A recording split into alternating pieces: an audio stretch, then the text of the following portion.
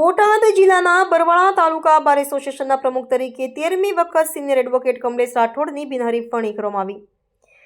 Bar council of ગુજરાતની guideline પ્રમાણે આજે ગુજરાત રાજ્યની તમામ કોર્ટમાં વકીલ મંડળના હોદ્દેદારોની ચૂંટણી નિયત કરેલી તારીખ પ્રમાણે બોટાદ જિલ્લાના બરવાળા તાલુકા બાર એસોસિએશનના હોદ્દેદારોની નિમણૂક માટે જાહેરનામું બહાર પાડવામાં આવેલ. જેના અનુસંધાને બરવાળા બાર એસોસિએશનના તમામ હોદ્દા માટે એક પણ ફોર્મ ભરાયેલ નહીં.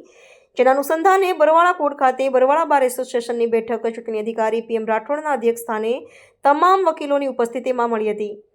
જેમાં તમામ વકીલોએ સર્વાનુમતે બરવાળા બાર એસોસિએશનના પ્રમુખ તરીકે 13મી વખત સિનિયર એડવોકેટ કમલેશ રાઠોડને બિનહરીફ ચૂંટી કાઢ્યા હતા. જ્યારે ઉપપ્રમુખ તરીકે JB થારિયા તથા સેક્રેટરી તરીકે AR ચાવડા તથા ખજાનચી તરીકે PH સતાણી તથા લેડીઝ રિપ્રેઝેન્ટેટિવ તરીકે AP ચુડેસરા અને લાઇબ્રેરિયન તરીકે KV પરમારની સર્વાનુમતે બિનહરીફ વરણી કરવામાં આવી હતી.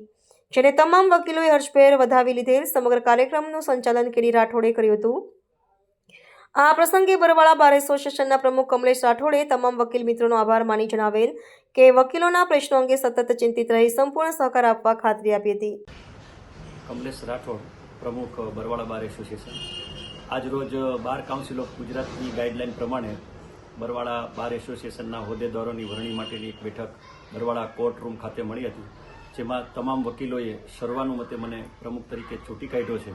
એ બદલ હું તમામ સર્વે વકીલ મિત્રોનો આભાર માનું છું. સાથે સાથે જ્યારે પણ વકીલોના કોઈ પણ પ્રશ્ન હોય તે પ્રશ્નનું નિરાકરણ કરવા માટે હું સતત તત્પર રહીશ અને તમામ વકીલોને કોઈ પણ કામ માટે સંપૂર્ણ સહકારની મારી ખાતરી છે.